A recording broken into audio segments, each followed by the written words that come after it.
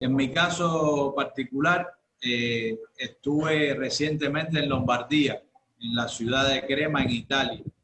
Y cuando llegamos a ese lugar, realmente era el epicentro de la pandemia en el mundo en el mes de marzo, llegamos el 22 de marzo. Y realmente fue un tema al cual no estábamos acostumbrados, ninguno de los galenos que estábamos ahí presentes, e incluso muchos de nuestros compañeros habían estado en el año 2014 en el África Occidental cuando la epidemia de ébola. Y sin embargo, lo que vimos allí nos impresionó mucho más por la forma tan contagiosa de transmitirse la enfermedad, por la cantidad de fallecidos al unísono, y aún teniendo equipamiento, teniendo medicamentos, teniendo el desarrollo de la medicina del primer mundo, era difícil poder sostener la cantidad de casos que llegaban al servicio de urgencias al unísono. Y eso es una experiencia realmente muy fuerte, porque las ambulancias entraban al servicio de urgencia prácticamente cada un minuto, todas con sirenas y mucho ruido durante mucho tiempo al lado de los servicios hospitalarios, y además más de 34 fallecidos que no tenían un lugar hacia donde trasladarse en ese mismo instante, los convoys militares con los ataúdes, subiendo los ataúdes para llevarlos a otro sitio a cremar, porque ya en ese lugar donde estábamos no había capacidad en los crematorios. También las casas de abuelos, las RCA, repletas de pacientes de más de 70 años con COVID-19 positivos y sin poder fluir ese flujo que normalmente deben ir a los hospitales, sino que tuvieron que crear unidades COVID en las mismas casas de abuelos para poder atender a esos pacientes. Y una situación realmente bien difícil para cualquier persona, aun cuando estábamos acostumbrados a estar en presencia de desastres naturales, de desastres de todo tipo. Y estamos ya acostumbrados a eso y al impacto de que cuando llegas a una zona siniestrada, realmente es difícil comenzar la organización por lo complejo que se hacen los servicios médicos. Creo que esa experiencia fue muy difícil, muy dura. Y así hablábamos con otros colegas que han estado en otros países, y realmente esta pandemia ha sido algo altamente significativo en el orden de infección viral, en el orden de afectación a los servicios médicos en todo el mundo, y una sobrecarga para todos los servicios médicos. Se ha hecho mucho más complicada que el ébola. Realmente era muy letal cuando se contagiaba el personal médico, cuando se contagiaban los pacientes, porque era prácticamente tocar un fluido de un paciente con ébola, prácticamente ya sabías que estabas condenado a muerte. Pero la transmisibilidad de la enfermedad nunca era por la vía respiratoria, era por la vía del contacto de las secreciones del paciente. Si tú podías protegerte bien y no tocabas las secreciones del paciente, pues no te contaminaba. Y de hecho, un colega nuestro se contaminó y hubo que trasladarlo por la Organización Mundial de la Salud hacia Suiza, y allí le salvó la vida, pero era bastante complicado. En el caso del coronavirus, la infección se transmite mucho más rápido, porque por la vía respiratoria se propaga mucho más rápido.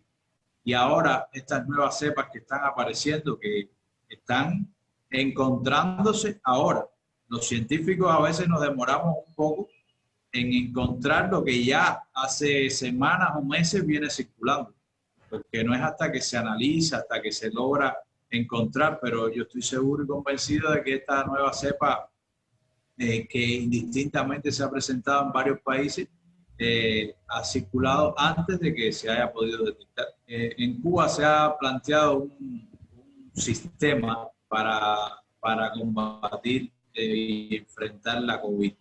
Y una organización en el orden de grupos temporales, organizativos para el enfrentamiento, donde desde las estructuras de gobierno se sigue de gobierno central y después se descentraliza hacia las provincias, se tiene un control y un chequeo de cómo marcha el proceso para el enfrentamiento a la COVID.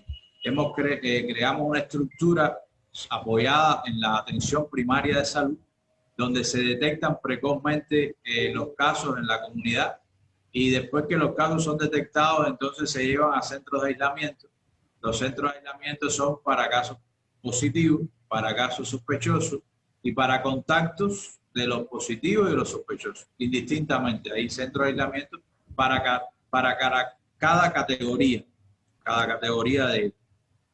Después de esos lugares se van haciendo exámenes y se va dando un seguimiento y una atención médica que va desde la parte preventiva con medicamentos inmunomoduladores que mejoran la respuesta inmunitaria, sobre todo en los grupos vulnerables, en las casas en los hogares de impedido físico, en las casas de abuelos, en los grupos de mayor riesgo, los pacientes con enfermedades asociadas.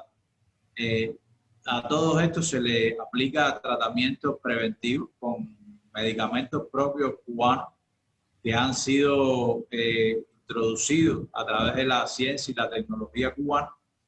Y después, posteriormente, los casos que son positivos se ingresan en nuestros hospitales y se comienza desde las etapas tempranas con tratamientos con los interferones, que son medicamentos también cubanos, y después, en dependencia de la etapa donde se encuentre, hemos seguido también la ciencia en el mundo, lo que hemos compartido con los diferentes científicos en el mundo y en los servicios médicos ya de cuidados intensivos y cuidados respiratorios, pues se aplican protocolos con algunos péptidos que tenemos antiinflamatorios propios de nuestro país, y además de los interferones también utilizamos los medicamentos antirretrovirales, utilizamos también la heparina de bajo peso molecular para prevenir el tromboembolismo, y tratamientos también antiinflamatorios esteroideos como la metilprednisolona o dexametasona también para la tormenta de citoquinas. Quiere decir que contamos con un arsenal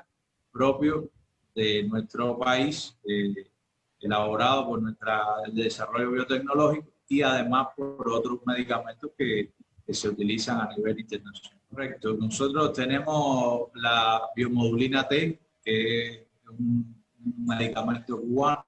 Tenemos el nasalferón, que es otro medicamento cubano que se utiliza por la vía de gotas nasales. Y tenemos el Prevengovir, que es otro medicamento. Todos son inmunomoduladores, o sea que aumentan la respuesta inmunológica del organismo. Y eso se utiliza desde que están en las comunidades las personas, y sobre todo en los grupos de riesgo. Los grupos de riesgo o grupos vulnerables que tienen una edad avanzada, que tienen enfermedades asociadas o comorbilidades, como le llamamos nosotros, que tienen además el sistema inmune un poco más dañado o con menor capacidad de respuesta del sistema inmune, pues nosotros lo identificamos y precozmente comenzamos a aplicar esos medicamentos. No quiere decir que esa sea la vacuna para no adquirir el coronavirus, pero sí mejora el sistema inmunológico para poder combatir en mejor condición el ser humano, combatir ese virus. Pero los hospitales de este país están muy bien equipados, tienen todos los requerimientos que se necesitan para tratar pacientes con COVID, tienen ventiladores, monitores, camas suficientemente equipadas, todos los equipos de laboratorio, todos los reactivos prácticamente, tienen tomografía, tienen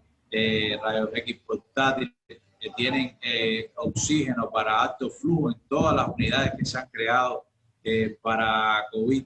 Y yo creo que también tienen un personal altamente calificado que se ha ido entrenando, personal de los médicos generales que se han ido entrenando para ir cubriendo estas plazas, pero también el personal es humano y se agota, y también tienen necesidades de estar con su familia, de descansar, de también compartir espacios de descanso y trabajo. Por eso es que nosotros estamos apoyando en este sentido y trajimos especialistas con alto nivel de preparación en enfermedades infecciosas y especialidades como medicina intensiva, cardiología, epidemiología, medicina interna, que van a compartir y aprender también de la experiencia de los médicos panameños que han estado durante mucho más tiempo enfrentando muchas más personas, pero en ese intercambio asistencial por salvar vidas también va un intercambio científico, de enriquecimiento mutuo, de aprender y tener conocimiento y con mucha humildad poder de conjunto salvarle la vida a las personas, que fue en definitiva el objetivo por el cual vinimos. En este momento estamos en varios lugares, ¿no? Estamos en hospitales del interior del país, o sea, las provincias, en Chiriquí, en la Chorrera. Estamos también en los hospitales de acá de la provincia de Panamá, pero también estamos en el Modular y en el Figali. O sea que no es solamente en hospitales, sino también en lugares que se han creado con estos fines de atender, unidades que se han creado para atender pacientes COVID.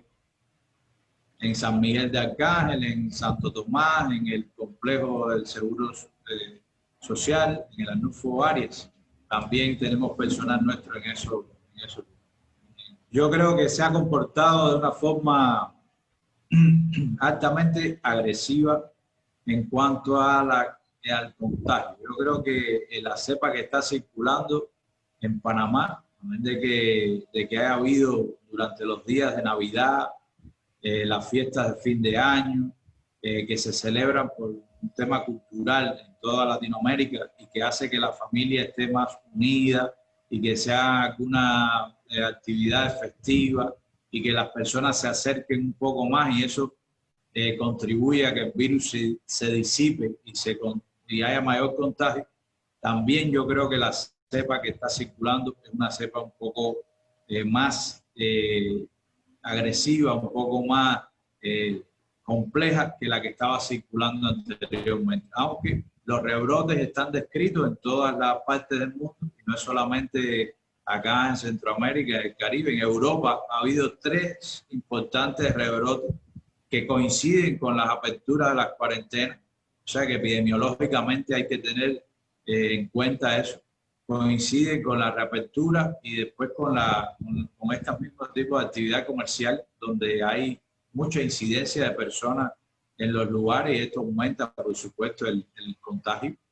Y eso es lo que está pareciendo, ¿no? Una cepa más contagiosa con un tiempo en el cual han coincidido aglomeraciones sociales, menos aislamiento social.